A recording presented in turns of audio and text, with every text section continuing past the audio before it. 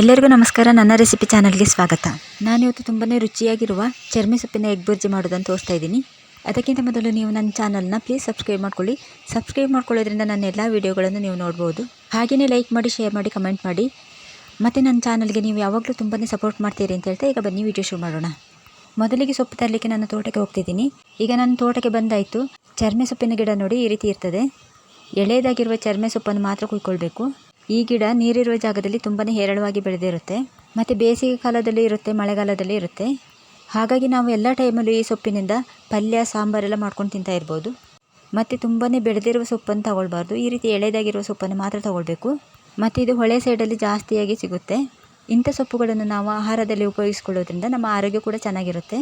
ನಾವು ಇದನ್ನು ಸಾಂಬಾರು, ಪಲ್ಯ ಮಾಡ್ಕೊಂಡು ತಿನ್ನೋದ್ರಿಂದ ತುಂಬ ರುಚಿಯಾಗಿ ಕೂಡ ಇರುತ್ತೆ. ಸೊಪ್ಪನ್ನು ಮನೆಗೆ ತಂದು ಅದನ್ನು ಚೆನ್ನಾಗಿ ತೊಳೆದು ನೀರು ಹೋಗ್ಲಿಕ್ಕೆ ಹಾಗೆ ಬಿಟ್ಟಿದ್ದೀನಿ. ಈ ಸೊಪ್ಪನ್ನು ಕಟ್ ಮಾಡ್ಕೊಂಡು ತೊಳಿಬಾರ್ದು. ಮೊದಲೇ ತೊಳೆದು ಬಿಟ್ಟು ಆಮೇಲೆ ಕಟ್ ಮಾಡಬೇಕು. ಯಾಕೆಂದರೆ ಕಟ್ ಮಾಡ್ಕೊಂಡು ತೊಳೆದ್ರೆ ಇದು ತುಂಬಾ ಲೋಳೆ ಆಗಿರುತ್ತೆ. ಮತ್ತು ನಾವು ಇದನ್ನು ತೊಳ್ಕೊಂಡಿರ್ತೀವಲ್ಲ, ಇದರ ನೀರು ಪೂರ್ತಿ ಹೋಗುವವರೆಗೆ ಬಿಡಬೇಕು. ಆಗ ಇದು ತುಂಬ ಟೇಸ್ಟಿಯಾಗಿರುತ್ತೆ ತಿನ್ನಲಿಕ್ಕೆ. ಈಗ ನೋಡಿ, ಇದನ್ನು ಕಟ್ ಮಾಡಿ ರೆಡಿ ಮಾಡಿ ಇಟ್ಕೊಂಡಾಗಿದೆ. ಈಗ ಒಲೆ ಮೇಲೆ ಒಂದು ಪಾತ್ರೆ ಇಟ್ಕೊಳ್ಳೋಣ. ಇದಕ್ಕೆ ನಾನು 5ರಿಂದ 6 ಚಮಚ ಎಣ್ಣೆ ಹಾಕ್ಕೊಳ್ತಾ ಇದ್ದೀನಿ. ಸೊಪ್ಪು ಸ್ವಲ್ಪ ಜಾಸ್ತಿ ಇದ್ದಾಗ ಜಾಸ್ತಿ ಎಣ್ಣೆ ಹಾಕ್ಕೊಳ್ಬೇಕು. ಹಾಗಾಗಿ ನಾನಿಲ್ಲಿ ಸ್ವಲ್ಪ ಜಾಸ್ತಿ ಎಣ್ಣೆ ಹಾಕ್ಕೊಂಡೆ. ಎಣ್ಣೆ ಬಿಸಿಯಾದ ನಂತರ ಇದಕ್ಕೆ 1 ಚಮಚ ಸಾಸಿವೆ ಹಾಕ್ಕೊಳ್ತಿದ್ದೀನಿ. ಸಾಸಿವೆ ಹಾಕೊಂಡಾದ ನಂತರ ಸಣ್ಣದಾಗಿ ಕಟ್ ಮಾಡ್ಕೊಂಡಿರುವ ಬೆಳ್ಳುಳ್ಳಿ ಹಾಕ್ಕೊಳ್ತಾ ಇದ್ದೀನಿ. ಇದಾದ ನಂತರ 5 ಹಸಿಮೆಣಸಿನಕಾಯಿಯನ್ನು ಕಟ್ ಮಾಡಿ ಹಾಕ್ಕೊಳ್ತಾ ಇದ್ದೀನಿ. ಇದಿಷ್ಟು ಹಾಕೊಂಡಾದ ನಂತರ ನಾನಿಲ್ಲಿ ದೊಡ್ಡ ಸೈಜಿನ 2 ಈರುಳ್ಳಿ ಕಟ್ ಮಾಡಿ ಹಾಕ್ಕೊಂಡೆ. ಇದಕ್ಕೆ ಜಾಸ್ತಿ ಈರುಳ್ಳಿ ಹಾಕ್ಕೊಂಡ್ರೆ ತುಂಬಾ ಟೇಸ್ಟಿಯಾಗಿರುತ್ತೆ. ಈರುಳ್ಳಿ ಸ್ವಲ್ಪ ಬಿಡಿ ಬಿಡಿ ಆಗೋವರೆಗೆ ಫ್ರೈ ಮಾಡ್ಕೊಳ್ಬೇಕು. ಈರುಳ್ಳಿ ತುಂಬ ಕೆಂಪಾಗೋವರೆಗೂ ಫ್ರೈ ಮಾಡ್ಕೊಳ್ಳೋದು ಬೇಡ, ಸ್ವಲ್ಪ ಬಿಡಿ ಬಿಡಿ ಆದರೆ ಸಾಕು. ನೋಡಿ, ಈರುಳ್ಳಿ ಈ ರೀತಿ ಬಿಡಿ ಬಿಡಿಯಾಗಿ ಬಿಟ್ಕೊಂಡ್ರೆ ಸಾಕಾಗುತ್ತೆ. ಈಗ ನಾನು ಇದಕ್ಕೆ 2 ಟೊಮೆಟೊ ಕಟ್ ಮಾಡಿ ಹಾಕ್ಕೊಳ್ತಾ ಇದ್ದೀನಿ. ಈಗ ಇದೆಲ್ಲವನ್ನು ಒಟ್ಟಿಗೆ ಒಂದು ಸಲ ಫ್ರೈ ಮಾಡ್ಕೊಳ್ಳೋಣ. ನಾವು ಇದಕ್ಕೆ ಟೊಮೊಟೊ, ಬೆಳ್ಳುಳ್ಳಿ, ಈರುಳ್ಳಿ ಹಾಕ್ಕೊಂಡಿರೋದ್ರಿಂದ ಇದರ ಹಸಿ ವಾಸನೆ ಎಲ್ಲ ಪೂರ್ತಿಯಾಗಿ ಹೋಗುವವರೆಗೂ ನಾವು ಇದನ್ನು ಬೇಯಿಸ್ಕೊಳ್ಬೇಕಾಗುತ್ತೆ. ಈಗ ಇದು ಪೂರ್ತಿಯಾಗಿ ಫ್ರೈ ಆಗಿದೆ. ಇಷ್ಟು ಫ್ರೈ ಆದರೆ ಸಾಕು. ನಾವು ಇದಕ್ಕೆ ಮೊದಲೇ ಕಟ್ ಮಾಡಿ ರೆಡಿ ಮಾಡಿ ಇಟ್ಕೊಂಡಿರೋ ಸೊಪ್ಪು ಹಾಕ್ಕೊಳ್ಬೇಕು. ನಾನು ಮತ್ತೊಮ್ಮೆ ಹೇಳ್ತಿದ್ದೀನಿ, ಸೊಪ್ಪಿನಲ್ಲಿ ನೀರಿನ ಅಂಶ ಇರಬಾರ್ದು.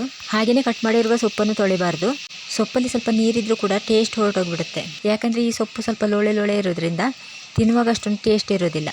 ಮತ್ತು ಈ ಸೊಪ್ಪು ಬೇಯಲಿಕ್ಕೆ ಸ್ವಲ್ಪ ಟೈಮ್ ಬೇಕಾಗುತ್ತೆ. ಮತ್ತು ಆಗಾಗ ಈ ರೀತಿ ಮಿಕ್ಸ್ ಮಾಡ್ತಾ ಇರಬೇಕು. ಈಗ ಸೊಪ್ಪು ಬೆಂದಿದೆ. ಇಷ್ಟು ಬೆಂದ ನಂತರ ಇದಕ್ಕೆ ಬೇಕಾಗಿರುವ ಸಾಮಗ್ರಿಗಳನ್ನು ಹಾಕ್ಕೊಳ್ಳೋಣ. ಮೊದಲಿಗೆ 1 ಚಮಚ ಉಪ್ಪು ಹಾಕ್ಕೊಳ್ತಿದ್ದೀನಿ. ಇದಾದ ನಂತರ 3/4 ಚಮಚ ಖಾರದ ಪುಡಿ ಹಾಕ್ತಾಯಿದ್ದೀನಿ. ಮೊದಲಿಗೆ ಹಸಿಮೆಣಸಿನ್ಕಾಯಿ ಹಾಕ್ಕೊಂಡಿರೋದ್ರಿಂದ ಖಾರ ಸ್ವಲ್ಪ ನೋಡಿ ಹಾಕ್ಕೊಳ್ಬೇಕು. ಹಾಗೆಯೇ 1/4 ಚಮಚ ಅರಿಶಿನ ಪುಡಿ. ಇದಿಷ್ಟನ್ನು ಹಾಕ್ಕೊಂಡು ಮಿಕ್ಸ್ ಮಾಡ್ಕೊಳ್ಳೋಣ. ಚರ್ಮೆ ಸೊಪ್ಪು ಎಗ್ ಬುರ್ಜಿಗೆ ಇಷ್ಟು ಸಾಮಗ್ರಿಗಳು ಬೇಕಾಗಿರೋದು. ಹೆಚ್ಚು ವಸ್ತುಗಳನ್ನು ಹಾಕದೆ ತುಂಬ ಸುಲಭವಾಗಿ ಮಾಡುವಂಥದ್ದು. ತುಂಬ ರುಚಿಯಾಗಿರುತ್ತೆ. ಜೊತೆಗೆ ಈ ಸೊಪ್ಪು ಆರೋಗ್ಯಕ್ಕೆ ತುಂಬಾ ಒಳ್ಳೆಯದು. ಕೊನೆಯದಾಗಿ ಇದಕ್ಕೆ ನಿಂಬೆಹಣ್ಣು ಹಾಕ್ಕೊಳ್ಳೋಣ.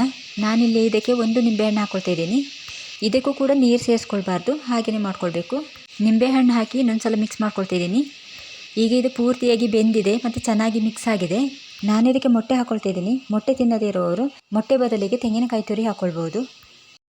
ಈಗ ಬೆಂದಿರೋ ಸೊಪ್ಪನ್ನೆಲ್ಲ ಒಂದು ಸೈಡಿಗೆ ಹಾಕ್ಕೊಳ್ಳೋಣ. ನಾನು ಇದಕ್ಕೆ 4 ಮೊಟ್ಟೆ ಸೇರಿಸ್ಕೊಳ್ತಿದ್ದೀನಿ. ಜಾಸ್ತಿ ಮೊಟ್ಟೆ ಬೇಕಂದರೆ ಜಾಸ್ತಿನೂ ಸೇರಿಸ್ಕೊಳ್ಬೋದು. ಮೊಟ್ಟೆ ಸ್ವಲ್ಪ ಬೇಯೋವರೆಗೆ ಹಾಗೆ ಬಿಟ್ಬಿಡೋಣ. ಈಗ ಇಷ್ಟು ಬೆಂದ ನಂತರ ಇನ್ನೊಂದು ಸೈಡ್ ತಿರುಗಿಸಿ ಹಾಕ್ಕೊಳ್ಳೋಣ. ಮೊಟ್ಟೆ ಹಾಕ್ಕೊಂಡಾಗ ಸ್ವಲ್ಪ ಡ್ರೈ ಆಯಿತು ಅಂದರೆ ಎಣ್ಣೆ ಕೂಡ ಸೇರಿಸ್ಕೊಳ್ಬೋದು. ಒಂದು ಸೈಡ್ ಸ್ವಲ್ಪ ಬೆಂದ ನಂತರ ಇನ್ನೊಂದು ಸೈಡ್ ಸ್ವಲ್ಪ ತಿರುಗಿಸಿ ಹಾಕ್ಕೊಳ್ಳೋಣ. ಮೊಟ್ಟೆಯನ್ನು ಸಣ್ಣದಾಗಿ ಪುಡಿ ಮಾಡ್ಕೊಳ್ಬಾರ್ದು, ಸ್ವಲ್ಪ ದೊಡ್ಡ ಪೀಸ್ಗಳನ್ನಾಗಿ ಮಾಡ್ಕೊಳ್ಬೇಕು. ಮತ್ತು ಬೇರೆ ಪಾತ್ರೆಯಲ್ಲಿ ಎಗ್ ಬುರ್ಜಿ ಮಾಡಿ ಸೊಪ್ಪಿನ ಜೊತೆ ಸೇರಿಸ್ಕೊಳ್ಬೋದು. ನಾವು ಈ ರೀತಿ ತುಂಬಾ ಸುಲಭವಾಗಿ ಮಾಡ್ಕೊಳ್ಬೋದು. ಹಾಗಾಗಿ ನಾನು ಈ ರೀತಿ ತೋರಿಸ್ತಾ ಇದ್ದೀನಿ. ಈಗ ಮೊಟ್ಟೆಗೆ ಸ್ವಲ್ಪ ಉಪ್ಪು ಸೇರಿಸ್ಕೊಂಡು ಬಿಡೋಣ. ಈ ಟೈಮಲ್ಲಿ ನಿಮಗೆ ಉಪ್ಪು, ಹುಳಿ, ಖಾರ ಏನಾದರೂ ಕಡಿಮೆ ಆದರೆ ಸೇರಿಸ್ಕೊಳ್ಬೋದು. ಈಗ ಇದೆಲ್ಲವನ್ನು ಒಟ್ಟಿಗೆ ಸೇರಿಸಿ ಒಂದು ಸಲ ಮಿಕ್ಸ್ ಮಾಡ್ಕೊಳ್ಬೇಕು. ನಾವು ಇದಕ್ಕೆ ಮೊಟ್ಟೆಯನ್ನು ಹಾಕೊಳ್ಳುವಾಗ ಸೊಪ್ಪು ಚೆನ್ನಾಗಿ ಬೆಂದಿರಬೇಕು.